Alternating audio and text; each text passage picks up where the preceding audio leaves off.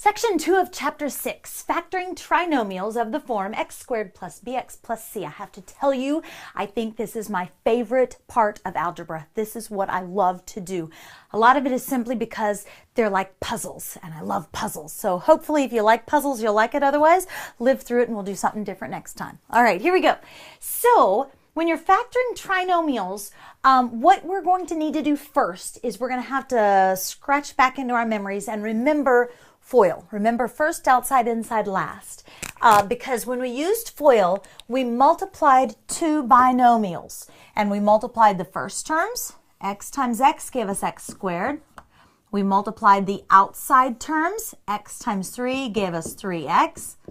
We multiplied the inside terms, and we got 2x. And we multiplied the last terms, and we got 6.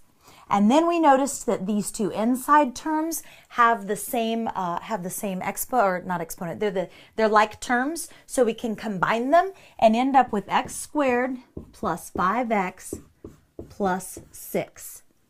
All right. The reason I brought that back up is because what we're doing today is factoring, and factoring is like FOIL backwards. So what happens is I'm giving you x squared minus 7x plus 12, and I want to know, what did I multiply together? What are the two binomials that I multiplied together to get this trinomial? So in this case, x squared plus 5x plus 6, what did I multiply together to get this? Well, the answer is x plus 2 times x plus 3. All right, I'm going to show you how to do it. Here we go.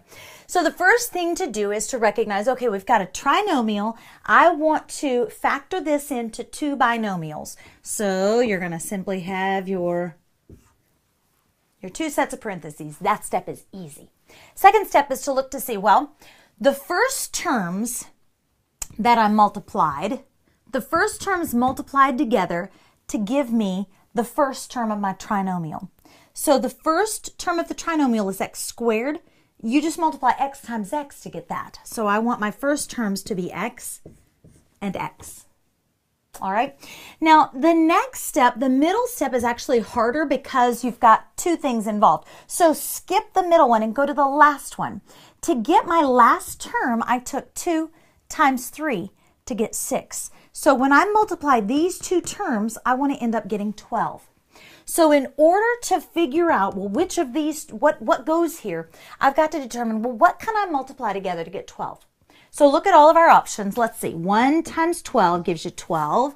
2 times 6 gives you 12. 3 times 4, and that's it. So my choices are 1 and 12, 2 and 6, or 3 and 4. All right? All right. So, and I also know that this is a positive number. So in order to get a positive number, I'm going to multiply two numbers that have the same sign. Okay, so these are either going to be both positive or both negative based on this positive number. Now, if you'll look, so this positive 2 times this positive 3 gave me positive 6. The middle term came from the outsides and the insides. So this 3x plus 2x gave me the 5x. So the outside terms are going to have to add together to get this middle term. And the middle term is negative. So to get a negative number when we're adding, they have to both be negative. So I know I'm going to have a negative here and a negative here. Do you see why? Because I have to multiply together to get a positive, so they have to be the same. And I'm going to add together and get negative. If they're both the same, if I'm adding two positives, they're going to be positive. So they have to both be negative in this case. Okay? All right. So now to determine which of these they have to be, I'm going to have negative something x, negative something x. Because they're both the same sign, we're going to add them together and get 7. So what two of these options add together to give me 7? Well, 1 plus 12 is 13. That's too big. 6 and 2 is 8. That's too big. 3 and 4 add together to get 7. So I add a 3 and I add a 4, and then I can always know if I've got the correct answer because I can check it. You check it by using FOIL. X times x is x squared. X times negative 4 is negative 4x. Negative 3 times x is negative 3x. Negative 3 times negative 4, negative times a negative is a positive. 3 times 4 is 12. And then I can combine these two together to get negative 7x. So x squared minus 7x plus 12. Ta-da! Easy sneezy. Let's do some more. Okay, here we go. With this next one, if you think, oh, I think I've got it, then go ahead and work ahead and see if you end up with the same thing I do. All right. Step 1, remember, was easy. You know it's a trinomial going into two binomials. So there you go. Ta-da! Done. Step 2 in this type of problem is really simple also, because remember the first two terms have to multiply together to get x squared. Well, that's easy. That's just x and x. Okay. So next we're going to skip the middle term and we're going to go to the last term. We want to multiply together to get 15. So I want 1 and 15, 2 won't go in, 3 and 5, 4 won't go in, 5 I've already done. Ooh, that's easy. I only have 2 choices this time. Okay, so now I have to choose which of these combinations do I want in here. In this case, this is going to be a negative 15. If I'm going to multiply and get a negative, remember, when you multiply and get a negative, that means your signs were different. If the signs are the same, your product is positive. Signs are different, your product is negative. So my signs were different, so that means one of these signs is positive and one is negative. So if one is positive and one is negative, when I combine these outside and inside terms, one is positive and one is negative, the signs are different, so I'm going to subtract to get this number. Okay, you with me? So I want to subtract these two numbers to get 2. Well, 15 minus 1 is 14. That's too big. 5 minus 3 is 2. That's what I want. And I want the bigger number to be positive because I want my final answer to be positive. So the 5 is bigger, so that's going to be plus 5. And the smaller number is the 3. And now, check it. Here we go. Outsides, x times x is x squared. I'm sorry, first, outsides are negative 3x. Inside is positive 5x. And last is negative 15. These two, negative 3 and positive 5 is plus 2x. So x squared plus 2x minus 15. So this is my correct final answer. Okay? Back up and look at it again. We'll do a couple more. All right? Of course, we're going to make them a little more difficult. So here we go. This next one's not more difficult. You can do this. Okay, so if you think you got it, go ahead and move forward. This isn't any different than what we've done already. Here we go. So x squared minus 5x minus 24.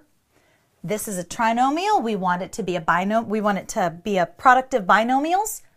So we're going to multiply together two binomials. First step is easy. Second step is also easy. The first terms have to multiply to get the x squared, so x times x it is. X times x is x squared. Now skip to the last terms, because these two have to multiply together to get 24. So what options do I have? 1 times 24, 2 times 12, 3 times 8, 4 times 6, and that's it. Whew, a lot of choices this time. That's okay, we can do this still. So now we're going to multiply to get a negative 24. If you're multiplying to get a negative, remember your signs are different, so 1 plus and 1 minus. It doesn't matter which order you do that in because you're going to put the numbers where you want them. So 1 positive and 1 negative to get a negative 24. And now if we have different signs, remember we're going to subtract to get this negative 5. So we want a combination where the difference is 5. So 24 minus 1 is 23. That's not it. 12 minus 2 is 10. That's not it. 8 times 3, or 8 minus 3 is 5. That's going to be it. 6 minus 4 is 2. That's not it. So 8 and 3 are the numbers we want in these two positions. 8 and 3.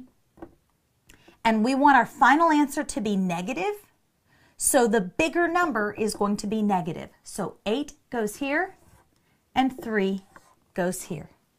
All right, let's check it to be sure. Where's my cute little red marker? Here we go. First terms, x squared. Outside, negative 8x, inside positive 3x, last negative 24. And then when we combine these two middle terms, negative 8 and positive 3 is a negative 5x. So x squared minus 5x minus 24. So here's my final answer, x plus 3 times x minus 8. Okay? These really aren't difficult. It's mostly just practicing, practicing, practicing, and seeing what your combination is. And remember, do I add to get that middle or do I subtract to get that middle? All right. Let's do one more because I'm going to make it a little bit more difficult. When you're factoring completely, don't forget to always look first for a greatest common factor. So in this one, we look to see 3, 12, and 96 are all divisible by 3.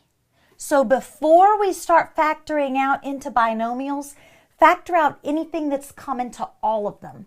So we're going to factor out a 3 just like we did in the last section or two. And there's an m in all of them, and there's an n in all. So we're going to take a 3mn out of this trinomial and look to see what's left. We took the 3 out and the m, so there's n squared left here.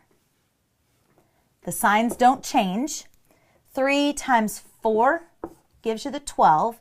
We took an m out and one of the n's, so n is left. Signs don't change. Let's see, 96, we need a 3 times 3 is 9 and 2. So 3 times 3 is 9 and 3 times 2 is 6. So 32 times 3 is 96, and we have an mn. We're going to take that out. So we're finished with that part. Now we look to see, okay, now we've got, let's see, so don't lose the 3mn, keep that. And now I want a binomial. And I know n times n gives me n squared. So first terms are easy sneezy. And I know my last term is negative. So what does that tell you about the signs? If this last term is negative, one is positive and one is negative here. Remember, if this is positive, then it's either both positive or both negative. All right, now we're going to multiply to get 32. So my options are 1 and 32, 2 and 16, 3 won't go in, 4 and 8, 5 won't go in, 6 won't go in, 7 won't go in. Okay, so that's all of them. All right. So these are my options, and because my signs are different, I'm going to subtract to get the middle term. So 32 minus 1 is 31, can't be that one. 16 minus 2 is 14, can't be that one. 8 minus 4, is 4, and I want it to be positive, so the bigger number is going to go where the positive is, so the 8 here and the 4 there. And then I can check it. 8 or n times n is n squared. N times negative 4 is negative 4n. 8 times n is positive 8n. 8 times negative 4 is negative 32. And my middle terms leave me with 4n, n squared plus 4n minus 32. There we go. So the things you need to remember is the first terms in your binomial come from your squared term, your first term in the trinomial. The last terms come from the last term.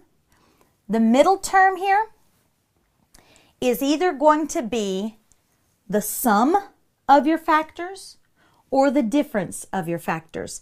If this is a plus, you're going to add them. If this is a minus, you're going to subtract them to get that middle number.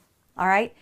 It's not hard once you get it. It's like a puzzle. It's like a puzzle every time. All right? You can always know that you have the right answer though, because you can always go back and do FOIL and check it. And if you don't get it right, you try again. All right? Try a different combination of the numbers. All right? You can do this. I'll see you soon.